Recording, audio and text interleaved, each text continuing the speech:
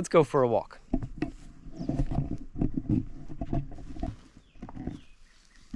I think this is the stage stop mentioned not only in the Barry Storm version of the Wagoner Story, but also the Tom Collenborn version and a little known Gene McKinney version, which is not really a version. Gene McKinney was interviewing somebody and just wrote down the interview, but there is a newspaper article by a man, Gene McKinney, who also speaks about the Wagoner. And so when I was first introduced to the Wagoner Story, I was introduced to the Tom Collenborn / Barry Storm version. There's slight differences between them, but for the most part, it seems like Tom Collenborn's just retelling Barry Storm's version with some minor differences. And I kind of wrote them off because there are parts of that story that are, it's just absurd to me, at least. I'm not trying to make fun of anybody else's opinion. Just in my opinion, so I read certain parts of that story and it kind of invalidates the whole story because parts of it are just so ridiculous. And so I didn't think about the Tom Collenborn Barry Storm version or the Wagoner for years. But something sparked my interests. I'm getting piqued again in this treasure. So I want to discuss a little bit what I'm seeing now that I'm a little bit older. I've gotten some more years under my belt here in the Superstitions. I've spent a lot more time out here hiking. I've got almost a decade now of being a Freemason under my belt. I lived through COVID and I'm starting to see conspiracies come true. And so I think I've gained a bit of knowledge and I'm going to try to apply that retroactively into what I see as possible conspiracies of the past, where they didn't have the internet and, stupid guys like me running around trying to figure things out. And so now that that's said, I would just be clear, I still don't believe the Barry Storm version or the Tom Collenborn versions of the story. And I don't, to be honest with you, I don't think Tom Collenborn believed the Barry Storm version. Hey, there's a cow mooing at me over here. I don't think Tom, where'd you go? There you go. I don't think Tom Collenborn believed the Barry Storm version of the story either. He put some things on his map and alluded to some things that made me think that he was just playing around with the story. Oh, no, you don't have to run. I'm not going to hurt you. I'm just talking, Mr. Cow. That's Mrs. Cow. That's a tiny one. There's Mama. Oh, I'd better, she might stampede me. Let me get back over here. So I honestly have this weird kind of aversion. I don't like it. I want to be away from it. Of grown men who change their last names. Especially, if you look at the professions and the types of careers that, where people would be changing their names, it's usually the types of careers that involve making up stories. And I'm thinking of actors and politicians and authors when I say that. And Barry Storm fits that description. So does Barry Goldwater. I've moved on from trying to believe them to trying to figure out, why would Barry Storm lie? Why would he put that in his book? Is it was he trying to sell books? I don't know how this place changed or how things would how this would sell more books. Did he have other personal interests? Was he a member of certain organizations that had interests? Was this a diversion? I have no idea. So first off, let's talk about the route. The BS version says the Wagoner hiked from here up to and around LaBarge Canyon, around Picacho Butte and back, carrying suitcases full of heavy ore within 3 days to a week. And when I first read that, that was the first red flag for me. That was the first, like, what? This is like 25 miles, man. There's no way that's happening. An elderly man, if you read Barry Storm, okay, let's think about this. If you read Barry Storm says that this elderly man came here from back east because he was sick and he needed to be in the sunlight all day. So he came to the Sonoran Desert of Arizona to be in the sun all day in the Superstition Mountains. Now, anybody that's gone in the Superstition Mountain knows if you want sun all day, that's exactly where you go. There's no trees, there's no shade, and it is so brutal, it will kill you. the sun in the superstitions doesn't give you life. It's suicide to be in the sun here all day long. So this was the first red flag for me. The next red flag was when I read the Gene McKinney article. Now this was part 5 in a series. I think there's more than 5 parts, but it's part 5 in a series dealing with Henry Brunderlin and the Brunderlin mines. And at some point he interviews a man named Jesse Mullins, who brings up the Wagoner story. And he says that the Wagoner could only travel at night. Now it seems like he's making a little change to the story here, because he's a local. He's from around here. Barry Storm is a last name changer from out of town. Doesn't really understand things.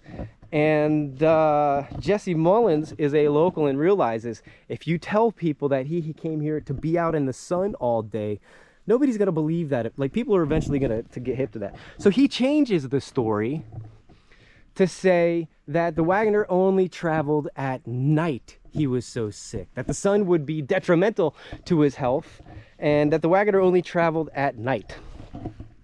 Red flag number 2. So now let's put the conspiracy hat on. We've got a couple red flags here, a possible fake story, but let's put the conspiracy hat on. Where did Barry Storm get this information from? Now, I don't actually know the answer to that story, but I do know, or the answer to that question, but I do know that Barry Storm got a lot, if not the majority, of his superstition information from a man named Barry Goldwater. But Barry Goldwater would give Barry Storm information. Barry Storm would eloquently write a book, make it good, and then give it right back to Barry Goldwater, who set up a company specifically for producing these books for the general public. And when you read these stories, there are blatant untruths in the story. So, like, I just gave a couple examples. So now we have politicians giving information to authors, neither of whom are using their ancestral last names, and then publishing that information for the general public. Barry Goldwater, let's talk for a second about Barry Goldwater. Not only was he a very famous Arizona politician, senator, he was also a presidential candidate, but more importantly to me, and this for purposes of this story, he was a Freemason. And now when you look into the original settlers of specifically Pinal, Pima counties here in southern Arizona, you are going to find I'm going to go out on a limb and say majority of them were Mormon slash Southerner, people from like Tennessee, Mississippi, post Civil War Texas, places like this, Southerners with Southern feelings, and they were very much Scottish Rite Freemasons and some Knights Templar thrown in. And it's just going to be unavoidable when you talk about the original settlers of these areas. I can point to Adamsville, which is here nearby, as a good example. And Barry Goldwater, he was a very proud Freemason. Now, I'm not saying that in and of itself is conspiratorial, but when we get into some of these treasure legends, and specifically when we start talking about treasure legends that originated from the South or from Mormons, you are going to deal with Freemasonry. It is unavoidable. And so I think that's important to bring into the equation. But something does seem fishy to me. We are in the American Southwest. We are dealing with pioneer towns that existed here during the territorial days. And because of that, you have to think about Confederates, you have to think about Mormons, you have to think about Masons. In this time period, in this area, these guys ran in the same circles, and sometimes you could find all three of those in the same man. And so, yeah, I think it's an important avenue to look at, especially in light of the story that was given to us by Barry Storm slash Goldwater, and then slash Tom Columborn. That those stories, they don't hold water in my opinion. They're not real. There's too many discrepancies, and not only discrepancies, things that I think are physically impossible. So not only is the Wagoner supposed to have gotten off right near here at this stage stop, there's another treasure story nearby that involves a stage robbery near this stage stop, where the stage was robbed and the loot was buried nearby. The robbers were caught, but they never gave up the location of their loot. And there's absolutely no evidence of anything being buried around here, is there? And let me just briefly mention the other version of the Wagoner story, the one told by Jesse Mullins. In the article, there's an article in the Phoenix Times. I have it here in front of me somewhere. The Phoenix Times, July 11th, 1949. Now, if you want to read this article yourself, you can mosey on over to the Superstition Mountain Historical Society. Mr. Greg Davis will set you straight. There's nobody that does it better. So anyhow, if you read this article, Jesse Mullins is interviewed, and Jesse Mullins makes a statement. And just first off, to clarify, Jesse Mullins, according to himself in the article, knew the Wagoner. His father was the stage driver. He himself was a stage driver, and the Wagoner took their stage.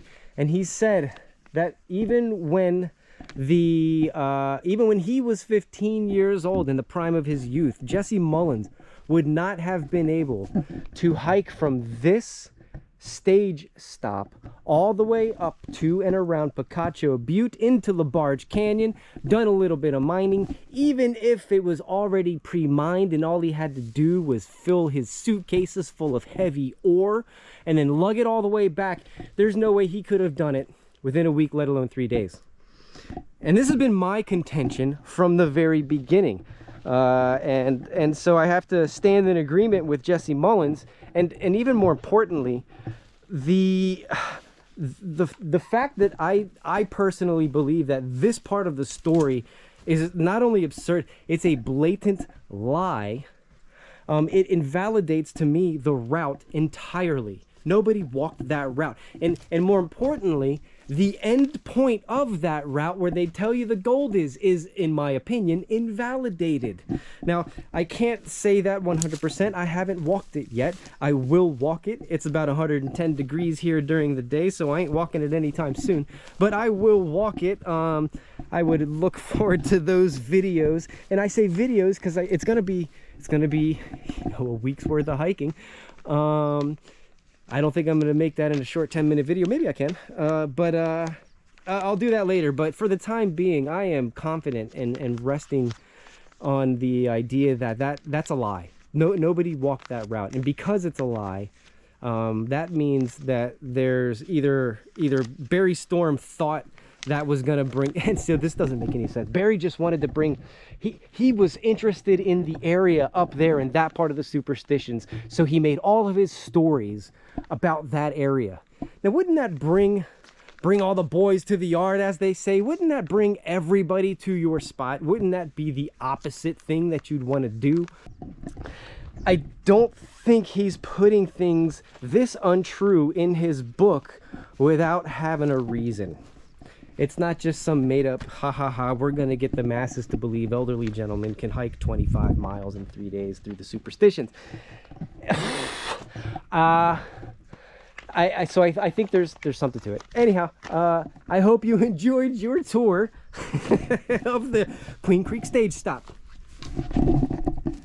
Next time, I think I'm going to head up to Raymert, where I officially begin discussing the KGC while standing in a KGC mining town. See you then.